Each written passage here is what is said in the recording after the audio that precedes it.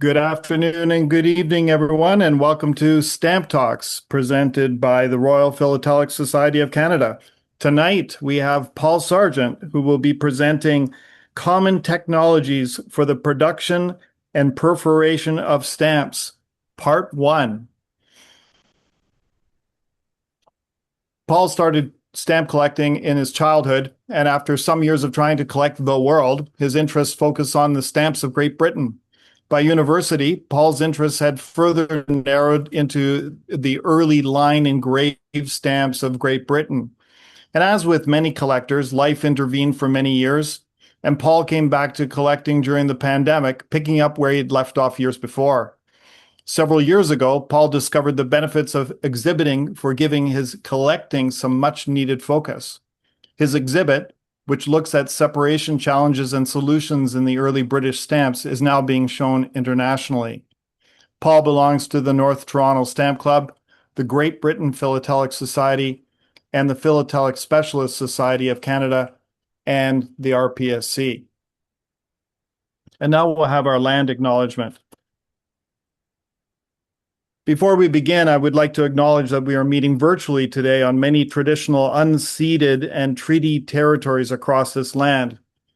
Now, personally, today I'm joining you from Killarney Provincial Park in Ontario, which is situated on lands within the traditional territories of the Anishinaabe and within the lands covered by the Robinson-Huron Treaty.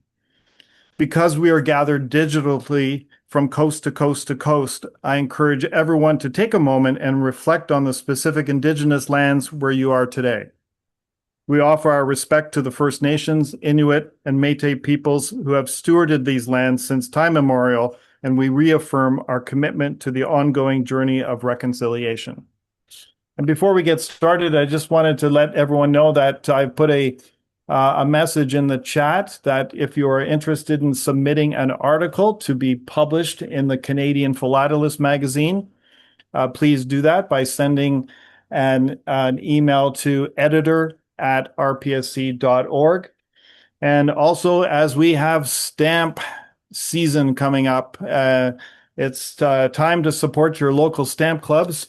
And there's also Beanapex, which is coming up on September the 17th to the 20th in Salaberry de Valleyfield in Quebec. And also Canpex is coming up on October 17th and 18th, which is a show that's sanctioned by the Royal Philatelic Society of Canada.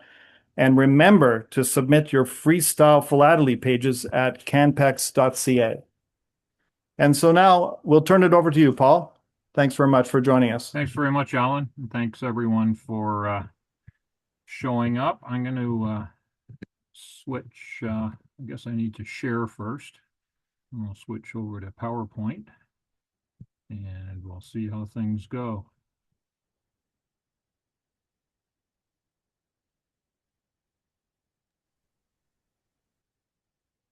Okay, in theory. Looking good. You're there. Awesome, thank you. So thanks for showing up. I was talking to Alan and some others earlier in this year about this idea I had that there's not a lot of presentations or resources that look at some of the very fundamental topics of philately and stamp collecting, and that is production related material. Thanks to the area I collect, which is the line engraved stamps, I know a lot about line engraved printing. When you collect these stamps and start to plate them and look at other aspects of them, you really need to understand how line engraved printing works. I know nothing, or until 48 hours, well, a week or two ago, I knew nothing about any of the other methods for printing and producing stamps. Same goes with perforation. I know a lot about the comb perforation method that was used for the British line engraved stamps, and indeed most British stamps, but very little about line perforation or harrow perforation. And then paper making, thank goodness. If you collect early British stuff, you don't need to care one bit about paper making because everything's on the same type of paper. unlike early Canadian material where you're constantly having to decide whether something's on laid paper or wove paper. So long story short, I thought, why not do one or more presentations and just look very high level at some of these aspects of philately without getting into the weeds too much. I mean, you have to get into some of the details, but trying to stay as high level as possible and look at these three P's: paper making, printing, and perforation. And just to sort of document an overview of these three areas. And tonight, part one, I'm going to be just looking at printing. And I was saying to Alan and Lisa earlier, you actually need more like 50 hours to go through printing processes. My mind was blown as I got into this, just how much detail there is and how exotic some of these processes get. So as I say, I'm going to try and limit it to less than an hour, hopefully well under an hour. And then in the course of these two presentations, I'm not going to get into design or inks and colors or gumming or any of the modern specialty processes that we've seen for printing on toilet paper, Band-Aids, and masks, just because most of these do not really affect, they're not skills we need when we're collecting stamps. An understanding of perforation is very useful. An understanding of printing is quite useful. For example, some stamps were printed using multiple processes. You might have an issue of stamps that was first printed engraved and then later using lithography. And by understanding the characteristics of the processes, we can better distinguish between the stamps. Another reason is that many stamps, particularly from the earlier period, have collectible varieties due to errors or just artifacts of the printing process. And so by understanding the process, this allows us to better understand how the varieties came to be and more accurately assess the presence of a variety. And the third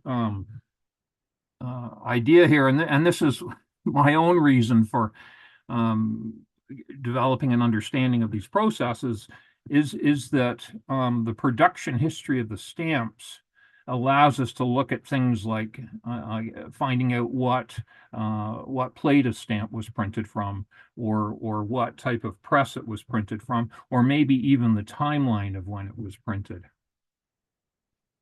My source for these, I had looked at this book before at the library at the Green. Once I committed to doing these presentations, I went out and found my own copy. This is an astonishing book. I don't know how many of you are aware of it or familiar with it. Nobody's familiar with it. It's 860 pages, 430 pages just on printing processes, 200 pages or so just on perforation. It's outrageously detailed. And one of my challenges the last week or two has been making decisions about what not to talk about that's thoroughly documented in the book. So I would encourage anyone who has an interest in any of these, production-related subjects to take a look at this book, or maybe find a copy for yourself. It is a remarkable book. I'm using the second edition, which was printed in, I think, 1990-ish. The first edition was in the 1970s. So, printing processes, there's four major processes. And one of the things I'm going to talk about is nomenclature, because we've all heard or used different words to refer to these four categories. I'm going to stick with the nomenclature used in the Williams book and the categories that they use. Other resources, other APS resources and books and so on may use different nomenclature for the categories. I'm going to stick with the Williams. So the first category is intaglio printing, also called recess or line engraved or gravure printing.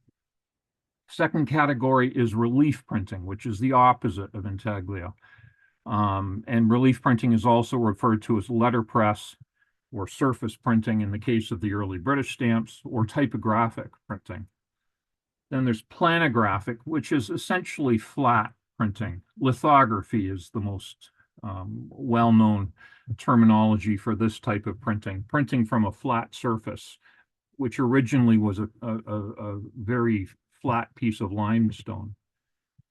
And then the fourth category is embossing, which isn't really printing, but it kind of is. So I've got a little bit on that at the end. And as I say, one of the biggest challenges is learning the terminology of the printing industry. Once you start to learn the key phrases and understand where the words come from, everything starts to make sense. But it does take a bit of effort if you haven't, explored this area before. And then, as I mentioned on the previous slide, it's frustrating that the same process can be described multiple different ways in different countries, catalogs, or eras. So you might have the Stanley Gibbons catalog and an identical printing process, and the listings for different countries might be given a different name. Or in different eras, you might have line engraved stamps in the Victorian era might be just called engraved stamps in the 20th century. And then the other thing that struck me is that a lot of these words have started out being quite logical. Lithography literally means stone writing.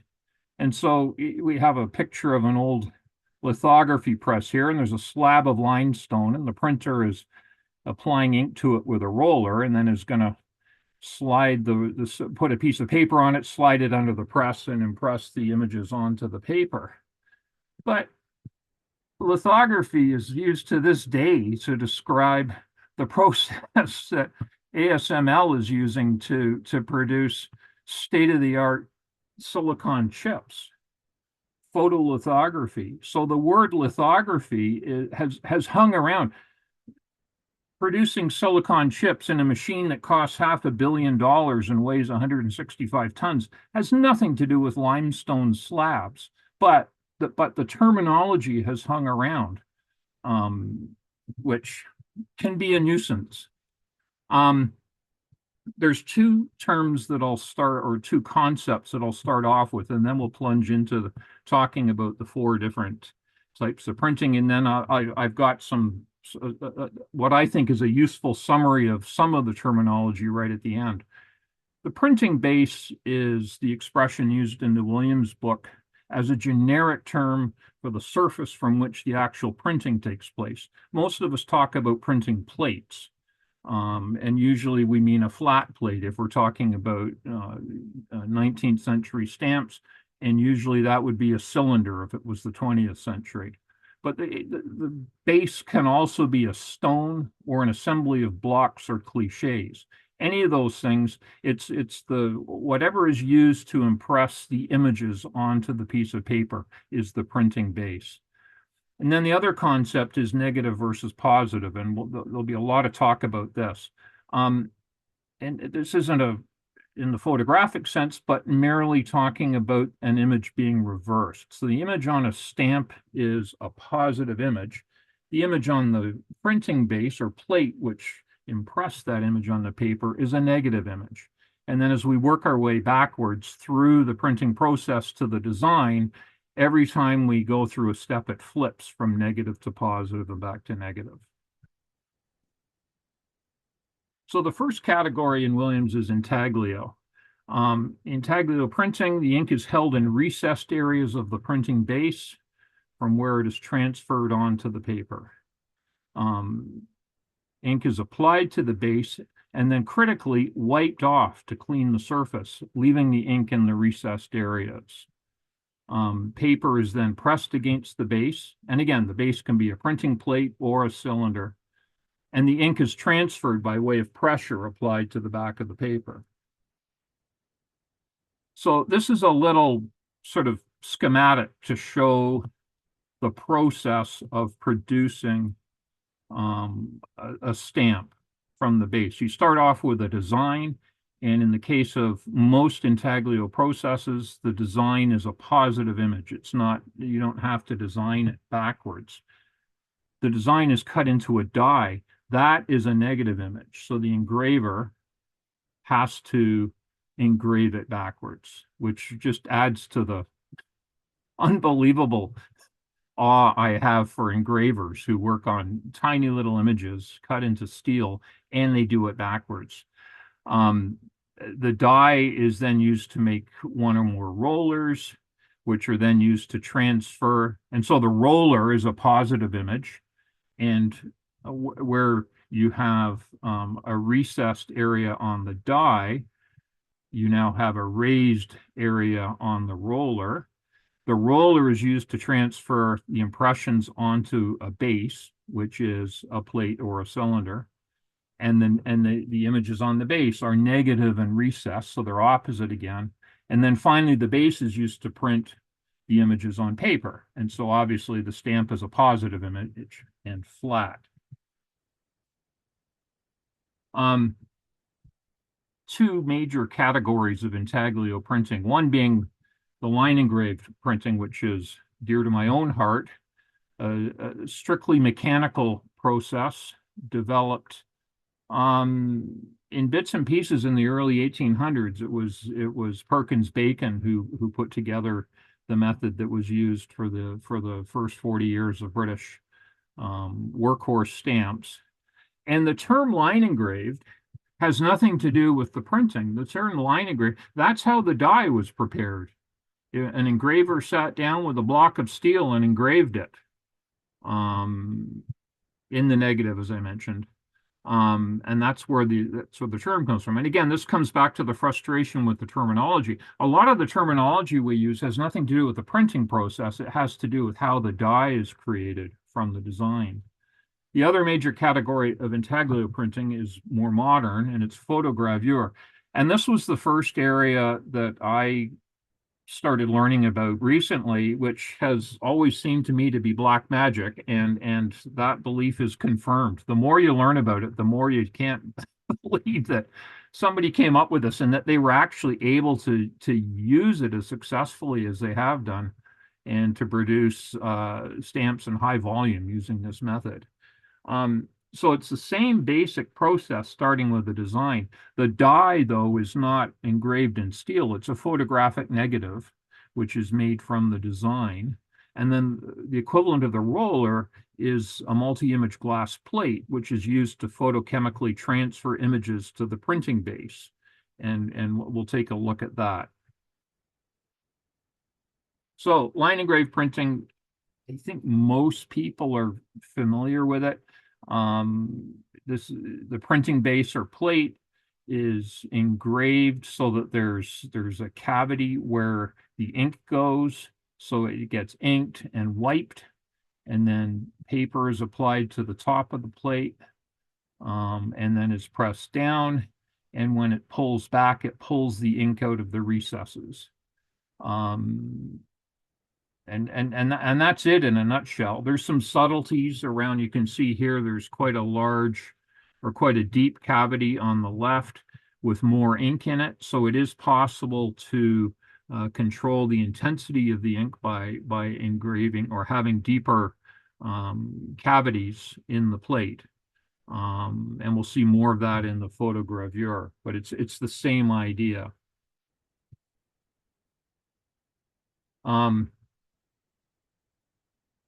This is the master die for what became 21 billion stamps that were produced in Britain from 1840 to 1879. So engraved in soft steel in reverse, and then hardened, and then the image was picked up as a positive image onto transfer rollers, which were rocked over the master die under high pressure, and they would put several images on a transfer roller, and then the transfer roller is used through a process called siderography to transfer the positive image on the transfer roller into negative images on, in this case, a printing plate. In later years, it would have been a cylinder, and rocked under high pressure to create a negative image on the plate. And in the picture below, you can see a whole load of images. And in some cases, it would have been 100 images per plate. The early British stamps were 240 images per plate. And that's essentially it. Photogravure, which is also intaglio printing, printing from the recesses in the plate, is fundamentally the same, but quite different in practice. The printing base has cells of different depth that are filled with ink and then wiped, and then paper is pressed down onto the plate to pick up the ink. And you can actually see in the image on the right, they're showing that the deeper cavities result in more ink being on the paper. And that's a critical part of the design in being able to create more intense color in areas of the design, or less intense as required. This is a very complicated diagram, which I put in just because it shows how complex this process is. The model is the design. The negatives are photographic. The multi-positive diapositive is a series of positive images on a glass plate produced from the negative. And I'll just interject here. One of the key requirements of security printing, which is what stamp printing is being able to produce identical images, multiple identical images on a plate. You can't just create a master die and then use that repeatedly to produce stamps. You need to scale it up. So you need to get that design in as perfect a form as possible onto a plate or a cylinder or a limestone block. And that's one of the key challenges with these techniques. So in the case of, we saw with the line engraved printing, that's the function of the transfer roller. It picks up the image from the master die and then is used to repeat that image onto the plate. In the case of photogravure, it's a photographic process that is used to maintain that precision of the design. So the multi-positive diapositive is a glass plate with multiple images laid out as they will appear on the plate. The carbon tissue print and gelatin on the cylinder is a layer they put on the cylinder, and it's the gelatin is photosensitive.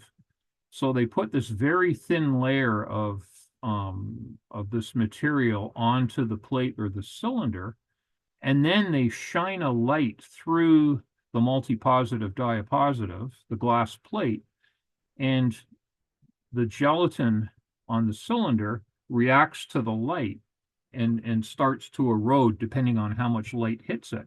Once they've exposed it for long enough, they then expose the plate with the gelatin on it to an etching solution. And the more gelatin is left in a particular spot, the less etching goes on. And the less gelatin there is, the more etching goes on. And this is how the images are etched into the cylinder, using this gelatin layer to control the degree of etching. It's a lot more complicated than that. There's probably 150 to 200 pages just on the photogravure process in the Williams book. And every time I picked it up and started reading it, he'd get into a whole new aspect, putting bitumen and other materials into the gelatin to produce the grain in the stamps. And there's a grid that they use, a very fine mesh to produce the grid. When you look at a lot of gravure stamps, you see that the images are in cells, and they actually have to intentionally do that using a grid to create little walls around the cells to hold the ink. So if anybody's interested, by all means, find the Williams book or an equivalent resource. It's a fascinating and complicated process. This is another diagram, and this shows, so the red is conceptually the layer of gelatin on top of the printing base. So the printing base is at the bottom, and that is, in this case, a flat plate, but it could equally be a cylinder. And the red is the gelatin after it's been exposed to light through the diapositive. And you can see that there's features now in the gelatin which relate to the features on the design of the stamp. And the features are there's a grid of them. So you don't usually get big open areas on a gravure stamp. You get these, if you look at it through a magnifying glass, it's a grid of essentially pixels, but they can be all different shapes and different sizes. On the left, we have an image of three guys getting the gelatin layer onto a printing cylinder. So this is a special machine they have. I think these were shot at Harrison or at De La Rue in the 1920s or 30s. They're installing very carefully this very precise gelatin compound, sheet of a gelatin compound onto the cylinder. The picture on the right is of one of the guys applying the etching compound, which he has in a handy ceramic jug, and he's not using eye protection. This is some kind of an acid that's going to etch the cylinder, which is, I'm guessing copper, but it might be steel. I don't know. But you can see the pattern on the cylinder. That's what's left over from the gelatin. So that's the gelatin layer, and the etching compound that he's applying is eating away at the metal selectively, depending on the design that's been transferred to the gelatin layer. And then this is a printing press. So having prepared the cylinder, it goes on to this machine, and they produce millions and millions of stamps from the one cylinder. And this, the text points out, is a single color machine. If it was a multicolor machine, it would be that much bigger because you've got to run the paper through a different cylinder for each color on the stamp. The second process we've just covered, intaglio, recess printing, relief printing. In this process, the ink is held on the raised areas of the printing base from where it is transferred onto the paper. So rather than inking the plate and wiping it, you now ink the plate and leave it alone. And it's the ink on the raised areas that is transferred onto the paper to create the images. So the ink is applied only to the raised areas, and then the paper is pressed against the raised areas of the base, and the ink is transferred by way of pressure applied to the back of the paper. Again, rudimentary schematic. Again, showing, so the design is a positive image. The design's cut into a die, which, as with the intaglio printing, is now a negative image. The die is used to make molds rather than a transfer roller, and the molds are positive and recessed. The molds are assembled and copied to create a base. And that's where the variations in the various types of relief printing take place, is in that process of moving from the molds to create the printing plate or cylinder, the base. And then the base is used to print on paper. And here we have a diagram showing that process. We have an uninked printing base at the top, an inked printing base. We apply the paper, apply pressure to the paper, and then remove the paper. And one of the purposes of this diagram from Williams is to show how the paper distorts when they push the paper into the printing base. Apparently, you get a different effect with intaglio and relief printing, as you would expect. There's a very slight distortion of the paper, which the printers worked feverishly to avoid, but sometimes you can see this on the backs of stamps that have been relief printed. You'll see some distortion of the paper, which results from it having been pressed into the printing base. So relief printing started with a whole in chaos. So the earliest relief printed stamps, good example is the Hamilton Bermuda stamp, 1853, which was carved into a wooden block, and then individual stamps were printed from that block. That's the simplest possible way you can do that. And it's not useful if you need a lot of stamps. There were also examples where they used other materials, rubber, ivory, and various kinds of metals. The next step in this, or the next most sophisticated method, was to actually engrave a whole bunch of blocks and then strap them together to create effectively a plate. And the early Victoria stamps in the upper right there are examples of stamps that were done this way. And I assume that if you're a collector of these stamps, that there's obvious differences between the various stamps as a result of them being individually engraved into wooden blocks. And this comes back to what I was saying earlier about one of the challenges with security printing is to ensure that the stamps are as identical as possible. So that it's the process of getting the image from the master die to the printed stamp, which is key to having a secure process. A whole bunch of other techniques have been used.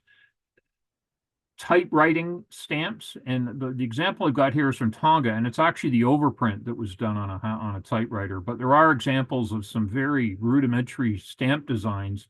I think one of the Aegean Islands had an example where somebody sat down at a typewriter out of frustration with not getting stamps from the proper authority and made up, using the characters on the typewriter, made up some stamps. And I can only assume they're worth a lot more today than they were when they were first created.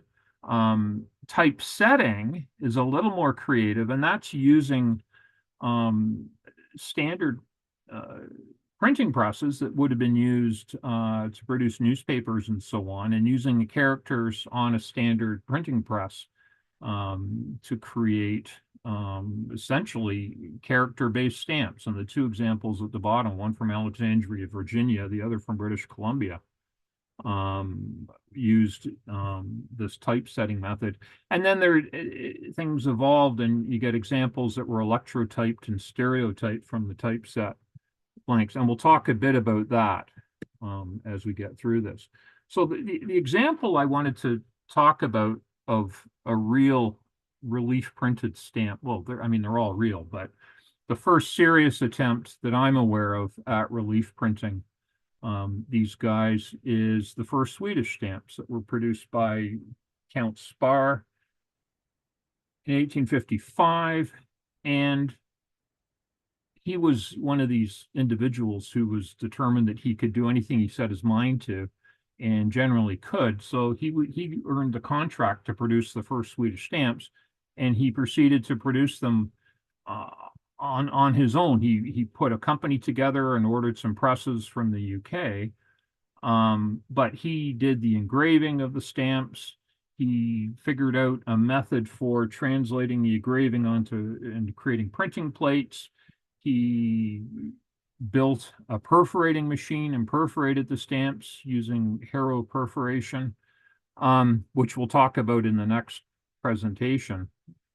And yeah, quite an amazing guy. The process he came up with, and this is an interesting part of the presentation, because I'm going to show you images and tell you why they're not anything like what Spar did. He engraved a die, but because of the process he came up with, he engraved a positive die. So the relief die shown here from the British King Edward stamps is a negative die. It's engraved in the reverse. Spar's dies would have been positive. In typical relief printing then with, for example, the Edward stamps, they would then lock the die into a collar like this, and then put a lead slug on top of the die and push it in a hydraulic press at great pressure, push the lead slug into the die and create a mold or a cliche. And they would do this many, many times. And this was the first step in transferring the image from the die into another medium. So now if you're keeping track, the slug, the mold or cliche is now a positive image in the case of the Edward stamps. What Spar did, he created a collar and then poured liquid metal, typecasting metal or lead, onto his master die, and rather than using a hydraulic press. And because his master die was a positive image, the mold or cliches that he created were negative images. And here's the hydraulic press being used in the British production. And as I said, Spar's casting process would have created a negative image from the positive die. And then what Spar did was, after producing 100 or so of these molds or cliches, he bundled them into a 10 by 10 grid. This is an image from another stamp. We don't have any images from Spar's work, unfortunately, so I've tried to find related images from other sources. So this is an image of a bunch of cliches bundled together. And so each cliche is a darned accurate copy from the master die. In Spar's case, these are negative images, bundles them together into a 10 by 10 grid, and aligns them with shims between the cliches to line everything up. And there's his printing plate. And he printed from that. So you'd end up with something like this. But this is not what he ended up with. What you're looking at here is actually an electro-typed plate. It's from the Prince Edward Island stamps. But you get the general idea of what Spar ended up with and what he was able to print from.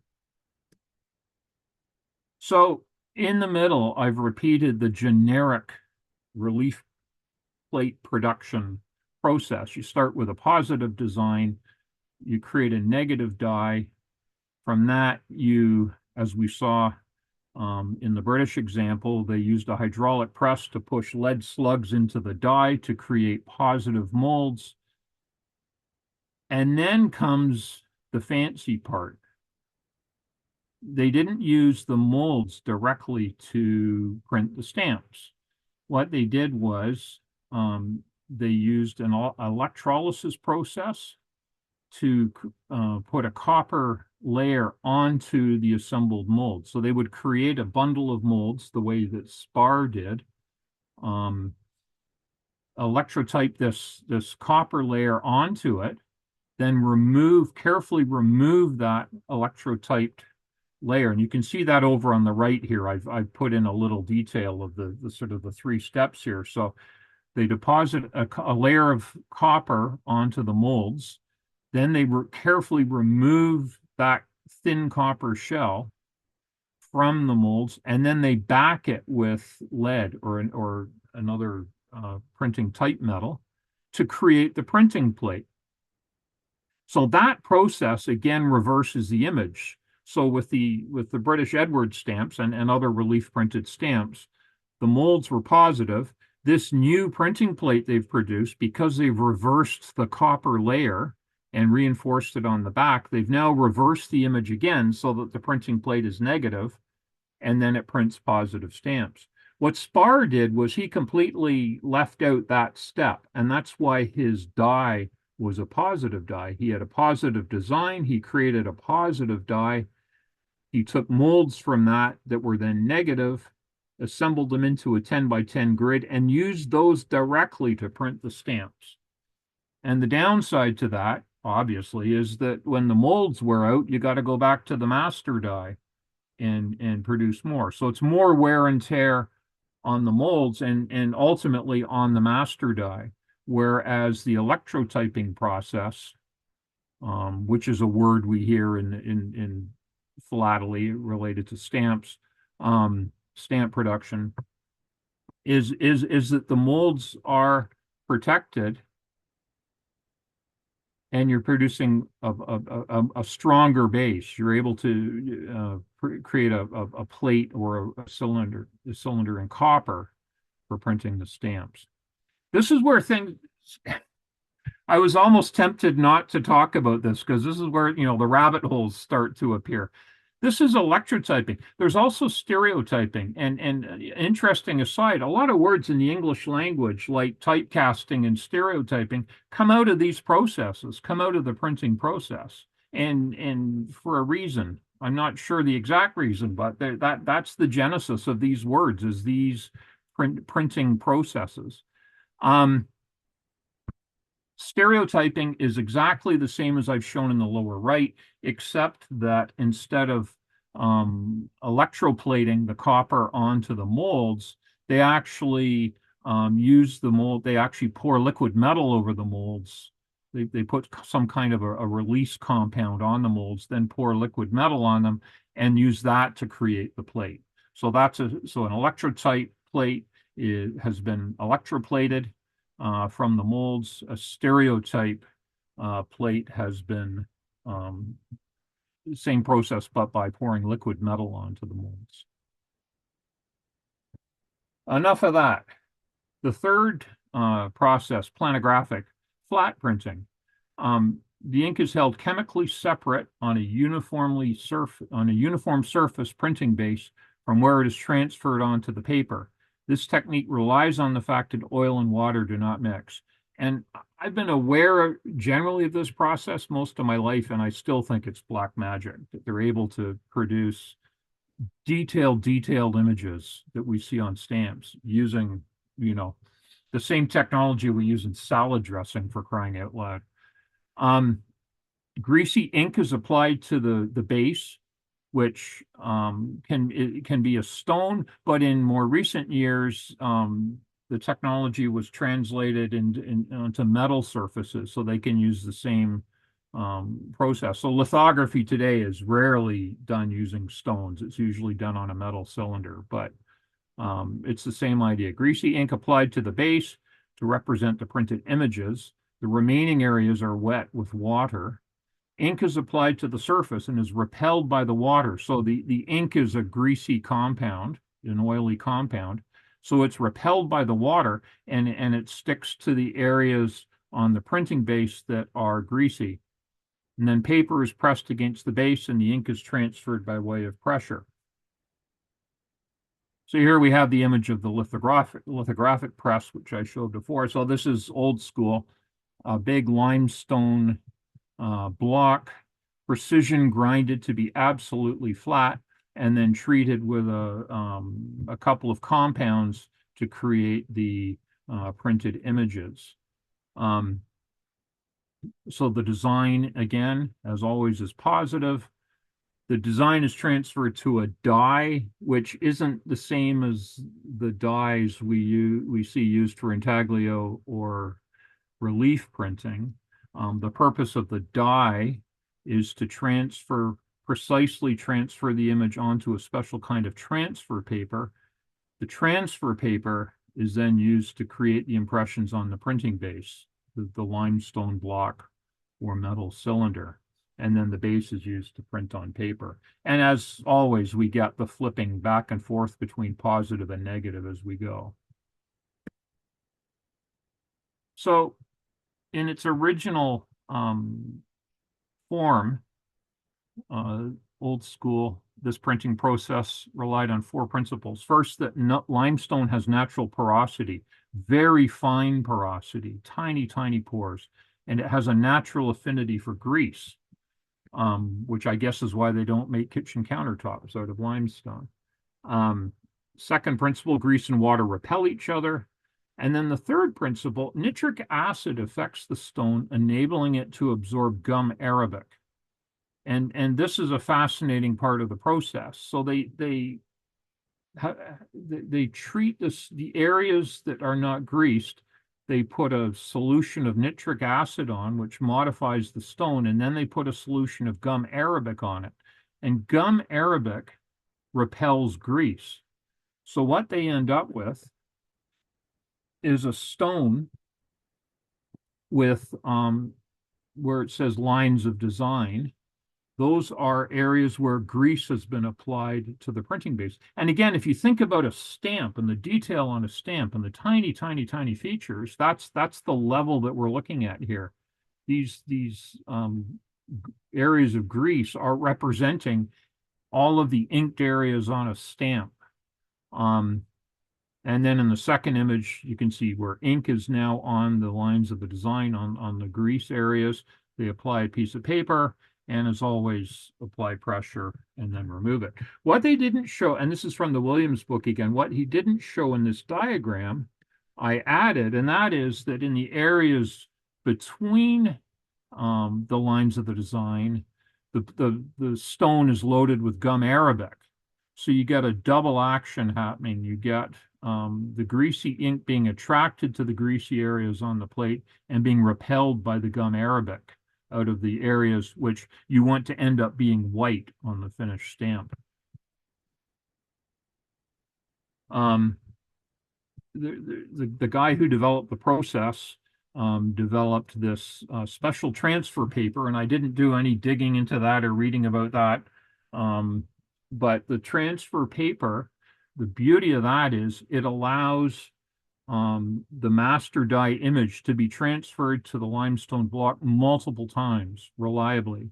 So here's where we get the desired effect of being able to take a single image and then reproduce it reliably across the entire block or plate, and not worry about differences between the different images. And then later on, photolithography was developed, which allowed, so now they don't use the transfer paper anymore. They use a similar process to the photogravure, where they take a photo of the design, create a glass plate with multiple images, and then use that and shine light through it to affect chemicals on the limestone plate or on a metal plate to create the image, the multiple images on the plate. And so, yeah, 1891 was when the technology was developed and patented, I think, in the U.S. to allow them to use thin metal plates instead of these huge bulky stones. And then the second advantage of the metal plates, other than them being lightweight, is they can be wrapped around a cylinder. So now you have a rotary process. So instead of flat printing with lithography, you can do what you do today, which is you run it as a rotary process, which is what they were using for gravure. And then just, on that, one of the nice things about the stones was they could be reused. They would, when they were done with a print run, they would grind the limestone down, and they would have a sense of how far down they had to go to get rid of all the grease. And then they would start the process with a whole new design, a whole new stamp. And apparently one of the known errors on early lithograph stamps is sometimes you can find traces of a previous print run on stamps where they didn't get all the grease out. And so the ink is stuck to areas it shouldn't have been stuck to. This is a diagram showing how the rotary lithography works. And again, this is probably one of the most commonly used processes today. Once you have a rotary process, you can do what they call offset lithography, and we've probably all heard that expression. Offset means that you have another cylinder in between the plate cylinder and the printed image. So it reduces the wear and tear on the plate cylinder. So the plate cylinder rotates and puts the ink onto an offset cylinder, which is usually a hardened rubbery substance. It picks up the ink, and then it is what transfers the impressions to the printed image, to the paper, as printed images. And those keeping score at home, I don't think I have another diagram. What that means is now you have another positive to negative transfer happening in the process. So you've got to go back and reverse. So now the images that get put onto the plate cylinder need to be positive rather than negative, because you want the offset cylinder to have the negative image, not the plate cylinder. printers, yeah, I have a lot of respect for them. And the people who develop these technologies, remarkably complex at times. The fourth category in Williams is embossed stamps, and these aren't that common. It's a process that was more often used on postal stationery than on stamps, but it's sort of what we imagine it being. They have two pieces of metal with an image, and they push them together with the paper in between to produce an embossed design. The two parts or dies, one has a relief image and one has a recessed image, and they're lined up and create these beautiful embossed images. As you can imagine, a very cumbersome process. I think a lot of the stamps that have been produced this way have been done individually. I know the 1 shilling here, the British embossed stamps from the 1840s, they were printed one at a time. They didn't bother creating multiple dies and putting them together into a printing base. They just ran the machine, and an operator would move the paper around, and you can see this because the spacing between the units on multiples is all over the place. Sometimes you even get them overlapping, which is not nice. Yeah, very simple schematic, positive design. They cut a relief die, and then they have a process for using the relief die, which has the image raised, and pushing that into softened metal to create the recessed die, and then hardening the recessed die. And then depending on the application, they might make copies of those dies and create a base, and then they run the paper through to create the images. Sometimes ink was part of the process, sometimes it was not. Cameo stamping are images, stamps where the raised reliefs are left uncolored. So like the 1 shilling, 10p, and 6p British stamps, the cameo is quite effective just in white, and then ink is applied around it. And then die stamping is when the raised reliefs are inked. And I couldn't find a good example of one of those. I think there's some US items where they actually inked the raised reliefs. And again, here's the process. You've got a recessed die and a relief die. You may or may not put ink on the raised areas of the recessed die, which means they're out of the embossed area. So that would create a cameo effect. Paper in between, push it down, apply pressure. Bob's your uncle. So that's the 4 processes. As we know, sometimes processes are combined. So especially in the modern era, I mean, there's a lot going on with these stamps, and I'm not getting into any of the security features or high-tech stuff that's being used nowadays. I should have said this at the beginning. Sorry to mislead anybody who was hoping for a treatise on all the features of the blue whale stamp. The point here is that it's a combination of lithography and engraved printing, intaglio printing, and it's quite clear what's engraved here, and it's quite clear what's lithography, the lettering, because you'd never get the clean, crisp letters that you see here with engraved printing. And then multicolor stamps I haven't really talked about.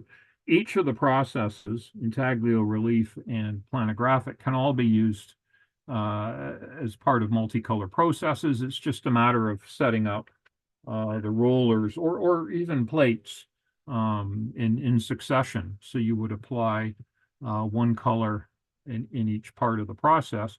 So the key is to line the images up. And that's where you get a lot of classic errors, like, for example, the inverted Jenny in the States, where somehow the sheets got flipped up, or one sheet got flipped upside down between the two color processes. Apparently, there is an intaglio process, though, where the inking roller is very sophisticated, and they're able to apply different colored inks to different areas of the inking roller. So in that case, it is a single application of ink, and they can get multiple colors doing that. But that's That's a less common process as far as I know. And then I'll finish off with some of the key words which form part of bigger words, but it's useful to understand what these refer to. Gravure, obviously engraved, and likely refers to an intaglio print process. Litho, from the Greek for stone, refers to a planographic print process. It refers back to printing from a flat stone. And like I said, it's funny how this word has stuck with us and spread, and is, photolithography is the basis for absolute state-of-the-art silicon chip production. Anything with photo in it, it doesn't mean the design comes from a photograph, although that's possible. What it means is that a photograph is taken of the design and then manipulated to transfer the images onto the plate or cylinder, the printing base. And that can be an intaglio or relief or a planographic process. Typo is a callback to typesetting, the original Gutenberg type printing or typography. And the typographic or printing is often a synonym for relief print processes. They're called typographic, and because they are, it's, the original printing press. The Chinese presses and the Gutenberg press all had ink on the raised areas and then applied them to the paper. So that is the original printing process. Rotary, obviously with cylinders rather than flat plates. And offset, as I explained. I used to think somehow they were offsetting the plate, but that makes no sense at all. It means that there's no direct contact between the printing plate or printing base and the paper. There's another surface, another cylinder that's used to transfer the image from the printing base to the paper. And I believe that's also how photocopiers work. The toner is electromagnetically put onto a cylinder, and then that's transferred to another wheel, and then that is what goes onto your paper. So there's no contact between the paper, which, as I understand it, can be abrasive at high speed and in great volume, and the actual printing base. And I think that's quite enough for one evening. So if you're still awake, I thank you. I'd be happy to welcome questions or criticisms for leaving out your favorite process. Well, perhaps that's enough for one evening, but I don't think that's enough for all of our curiosity. Yeah, well, like I said, as I got into this, I realized just what a big subject it is. It's absolutely, you could spend hours just on photogravure or, lithography. There's so much going on in these processes. And that's even before you get into errors and variations and all the things that can go wrong in these processes and how that affects stamp production. I think it gives us a greater and deeper appreciation for the production of stamps, especially the older issues. And that must have resonated with you, Paul, in terms of your own collecting interests. Yeah, absolutely. Even before getting into this, I was always amazed at the quality of the British stamps. You look at a line engraved stamp, a penny black or a penny red or a tuppence blue, the detail in the engraving and the quality, the consistent quality. They printed 21 billion penny reds over 40 years, and the quality was there right through to the end.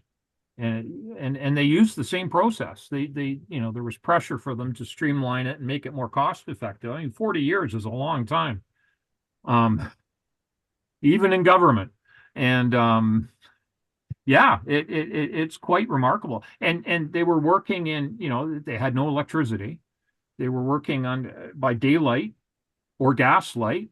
They were running 24-hour shifts with the penny blacks. The demand came on so fast They ran double and triple shifts on the presses. They only had 5 or 6 presses at the beginning, and they were flatbed presses, so they could only produce so many sheets. So the quality of the work they were able to do in those conditions just to this day blows my mind. Absolutely. Wow. All right, we've got one question coming in. When is the time frame for switching from pure engraving to lithography? So there wasn't a switchover. Lithography expanded the toolkit. And to this day, a lot of stamps are engraved. What it did though, there was a transition from line engraving to photogravure. Um, and I honestly don't know the timeline. It was late in the 1800s. And lithography had been around for a while. You saw the old image there of the guy using the lithography press. He wasn't printing stamps. He was printing, images or books or something. So all the engraving and the lithography technologies predated stamp production.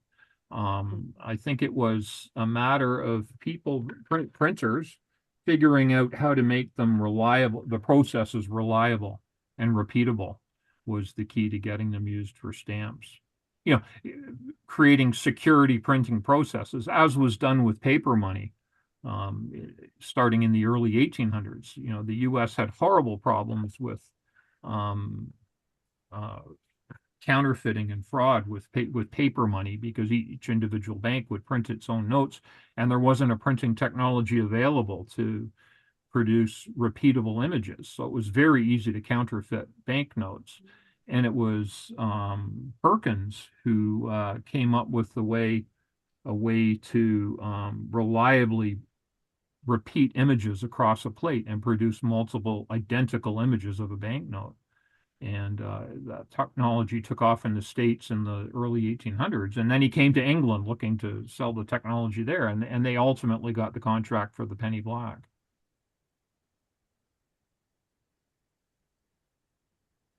Got a couple of comments.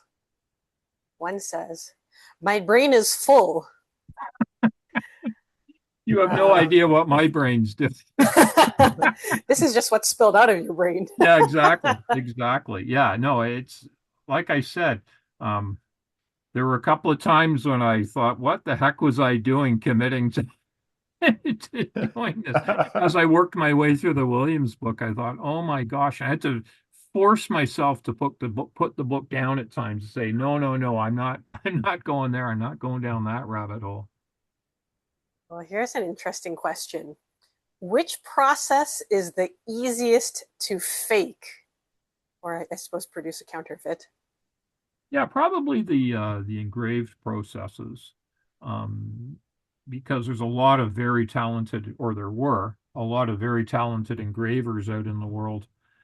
The British were paranoid about counterfeiting of the penny stamps and the tuppenny stamps. That's why they had the check letters in the corners as a way of trying to figure out if counterfeiting was going on. Once you get into lithography and photogravure, those are pretty technologically sophisticated methods. So I guess, yeah, if somebody had the skills and the equipment, they could do it. And maybe that would make for more effective counterfeits because the government would be less likely to expect you to be counterfeiting their lithographed or gravure stamps. Of course, that's all different now with the age of digital technology.